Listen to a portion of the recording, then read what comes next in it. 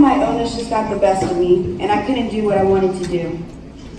I was diagnosed with lupus nephritis when I was 3, so to be honest, I can't remember life without it. For the past 11 years, I've been up and down trying to fight this disease. I've been in and out of remission more than I can count. Lupus nephritis is an autoimmune disease that deals with the inflammation of one's skin, joints, and/or organs. I hated being different. I can remember many days where I couldn't go out and play with the other kids. To me, the worst part of it all is the effects of steroids. My cheeks swell, I have a puffy face. I also deal with pain from arthritis and the painful side effects of my infusion treatments. I don't like having everyone cater to me, so sometimes I just had to suffer through the pain. During the hard times, my family always reminded me to be strong and to find things in my life to be thankful for. It's kind of funny how many things I do have to be thankful for. First of all, I'm so thankful for my family who has been with me through it all. My brother and sister have been my biggest supporters. They have always protected me and encouraged me. They always say, "You are the strongest person we know." I have also had a wonderful support system and the teachers in Hopewell. They have encouraged me, helped me catch up when I fell behind, prayed for me, and they love me through this. Lupus is a disease that can sometimes be controlled by entering into remission. When I'm in remission, life gets much easier. I don't have very many doctor's appointments. I can go to school full time. I feel better, and I don't have to walk around with a puffy face because of steroids.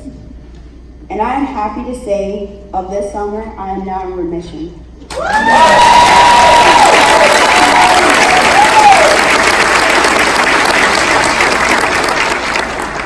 In spite of the struggle, I have had such a wonderful life. I've been able to achieve academically, and I'm going to be a student at Appomattox Regional Governor's School this year.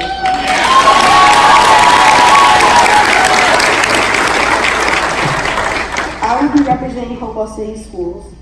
I'm not sure where life will take me, but I do know I want to inspire people. I want someone to look at my story and say, "Because of you, I didn't give up." There's a quote I always like to look back on by Jack London that says, "Life is not a matter of holding good cards, but sometimes playing it forehand well." I'm playing this game of lupus the best way I can.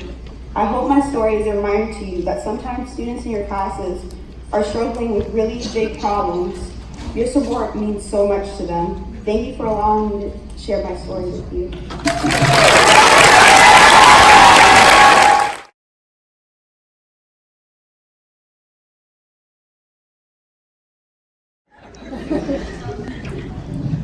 The poem I'm bringing to you all this morning is entitled Senses. Let me hit you all with a phrase that everyone just loves to hear their significant other say. We need to talk. You see, it appears your senses are messed up. You see, everything they should be doing, they're not, and the ones that should depend on one another doesn't. Let me explain. Someone puts brown liquid in front of you. They tell you it's tea, you smell beer, therefore you don't drink it. That's a perfect example of senses that should depend on one another. But with you, it's different. You let your ears speak for you. You let your eyes make your decisions. You base your actions off others' words. Yet when given advice, you are immediately defensive. Therefore, there has to be a past behind you, but you trapped yourself in this force field. A force field of which some may call regret, you call an ego. An ego of which you say you need to keep up to let others know who you are. But you and I both know that like a puppet on strings, if it calms down, the truth will be revealed that you are not as real as you appear to be. You want to know why I use the word force field?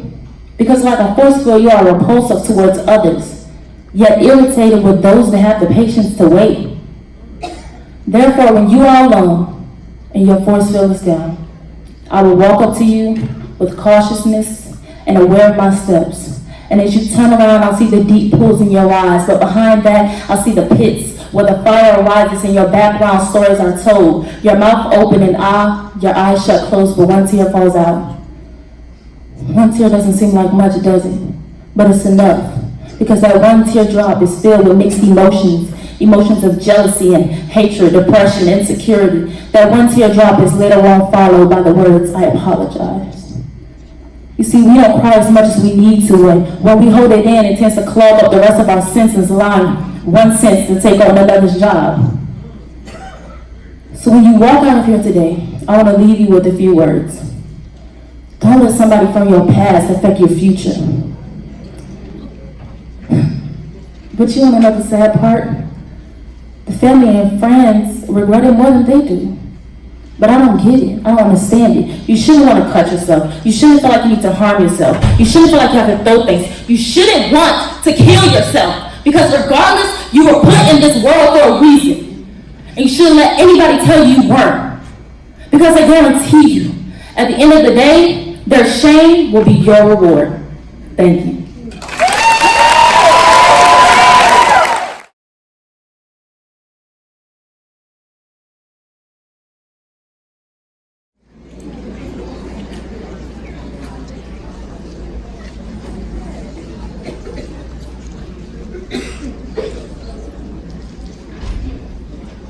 I've seen you lost weight. A single simple statement, words that are so blatant that my brain has ingrained these combination of letters that I've tried to make myself look better. I can't breathe as I try to squeeze myself in those tight jeans. I've seen you lost weight. Those words hold down my fate down to the date of August 20th, 2019. I see the girls on screen and inside my head I scream battling with my self-image. I step on the scale and I fixate on the detail that my weight has gone up. My self-esteem has gone down, and when others look at me, they frown, and I'm just stuck. It's just my luck that my insecurities are beneath me and under these thick thighs that you can't see. She would be prettier if she was thin. I hear the whispers behind my back that forces me not to look at snacks and look at the chubbiness I wish I lacked. The words are in my head, I wish I were dead, and I can't stop thinking that sentence, shut it off, I can think, sink, weight, body weight, starved weight, skinny weight, pretty weight, hey, stop! It is instilled in young girls to be thin. I have been taught that I can't have my cake and eat it too. I just didn't take it because who has the energy to argue? I want to be. I'm stuck in my mind with the frustrations I find about this inferior society. I can't talk about the harmful thoughts that are inside of me. I want to be like the other body positive girls in the interviews. Is it so harmful that I want to be loved with this body too? Thank you.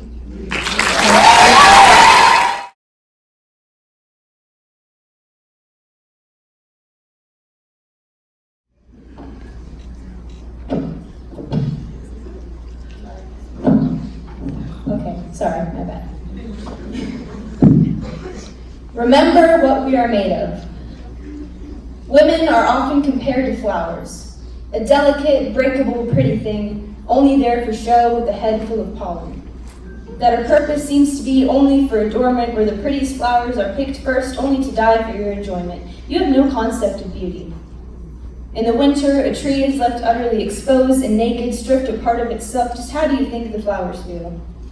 You break our stems and place us in a vase for all to see, waiting, betting on which one will survive the longest.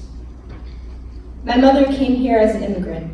Her language a mere sour taste on her native tongue, looks of disgust she received stayed with her. Watching the flag whip in the wind of so-called freedom, you are in America, speak English.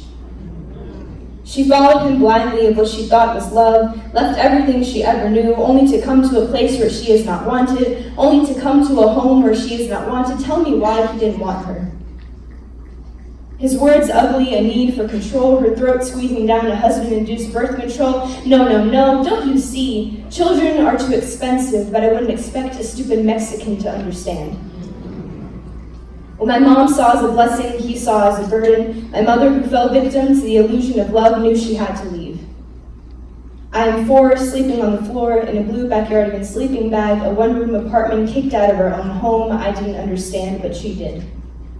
The man she fell in love with was not the same man she saw in the courtroom, his smile a simple facade, hiding the truth about his ugliness.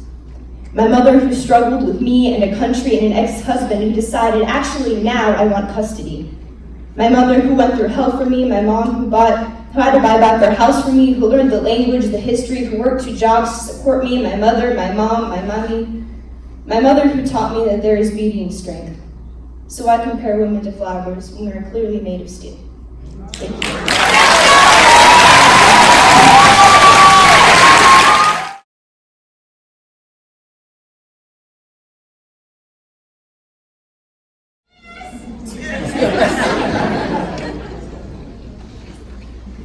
This poem. Hear me? There we go. This poem is called Thug Life. Dear society, you want me to get mad. You want to pull out that evil that festers within. Y'all want me to show y'all that thug life. Otherwise known as the hate you give little infants F's everybody. See, it doesn't make any sense that at the age of 10, I knew what a Glock 9 was. It doesn't make any sense how we claim to be their blessed, but in disguise we live their curse. It doesn't make any sense that at the age of 10, I had to worry about bullets going across my chest, putting me in a hearse. But thug life, the hate you give little infants F's everybody. Because as I worried about these issues and these problems, my life was sitting there, all these questions that I wanted to answer. Why do I have to hide? Why do I have to run? Why are my protectors the 6 leading cause for my death amongst my young black men? But thug life. Y'all ask me what it's like to be different, to be a part of that 15%. That 15% that drops out of school, that 15% that ends up behind bars, that 15% that says F the system, F the world, and ends up going out here and doing these dumb things with thug life. Instead of teaching our young men to respect their mothers, instead of father time, we show them fathers that got time. Instead of loving each other, we show them how to kill one another. Thug life. Instead of tucking them under covers, we show them how to duck and take cover. Thug life. Instead of playing dodgeball, we're dodging bullets. Then we wonder why the crime is so high. We raise these kids, we raise these children, these scholars, these scientists, these doctors, to live a thug life. We raise these kids to lead their own race to an inevitable extinction. Little Tommy was 7. So someone please tell me why he's playing with a Mac 11. Little Tommy is now 27 because he stole a soul. Thug life. We done made these infants stone cold. The hate you give little infants F's everybody. Thank you.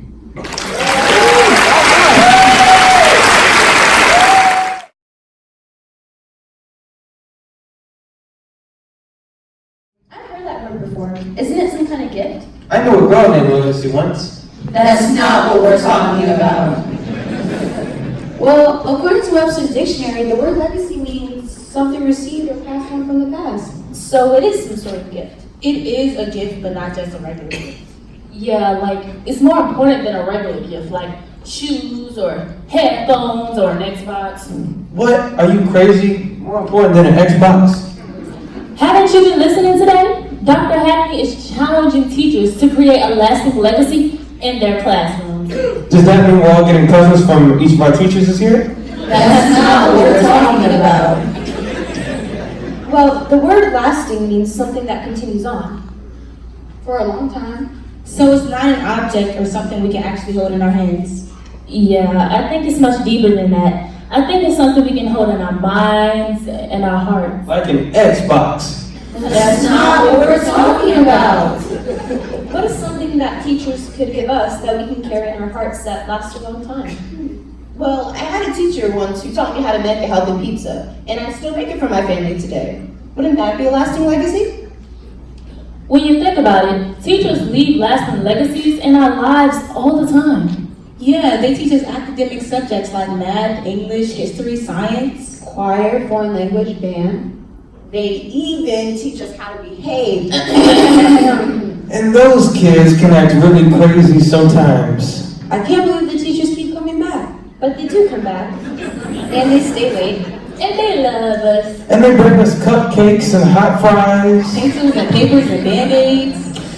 Yes, they make us think, even when we don't feel like it. In one of my classes, we actually got to create a movie. It was awesome. We had to find out a problem and then find a solution to it. Oh, I remember seeing that at exhibition night. I thought it was amazing. Projects like that make learning fun, and it makes us think. Yeah, to think deeper than we normally do. You know, I was just thinking that learning, especially learning that is fun, is an amazing legacy that teachers can give us. Learning to think deeply will help us solve everyday problems, and when we Help in our community. Go to college. work a job, Become athletes. We will become confident to face our futures. it is the very best gift of all. Except for an Xbox. So teachers, we need you to keep doing what you do. We need you to inspire us to think. Even when we are crazy. We need you to inspire us to think. Even when we make very poor decisions. We need you to inspire us to think. Even when we want to sleep. We need you to inspire us to think. even when we act like we don't care. We need you to inspire us to think. Even when you don't understand us. We need you to inspire us to think. To dream big. To ask difficult questions. To find solutions to real life problems. That is the legacy you can give. That is your lasting legacy. A gift that you give to us. Hot fries, cupcakes, and an Xbox will be okay too. So teachers, are you ready? Yeah! I said teachers, are you ready? You can do better than that. Teachers, are you ready? Woodlawn Learning Center, are you ready to build your legacy? Patrick Coleman, are you ready to create magic? Newport Elementary, are you ready to get us thinking? Harry James, what about you? Are you ready to dream big with us? It's the roaster and Carter G. Woodson, it is your turn. Are you ready to challenge us to think? New Hope Academy and Hopewell High School, are you ready to equip us for our futures? School board office, transportation and food service, are you ready to leave a lasting legacy for us? We have big dreams. And big questions. And big hopes. We need your legacy. To live and last in our homes. So work your magic. Keep us thinking and dreaming. Don't give up on us. Create. Create. Create. A lasting A lasting. A lasting Legacy. Legacy. legacy. Legacy.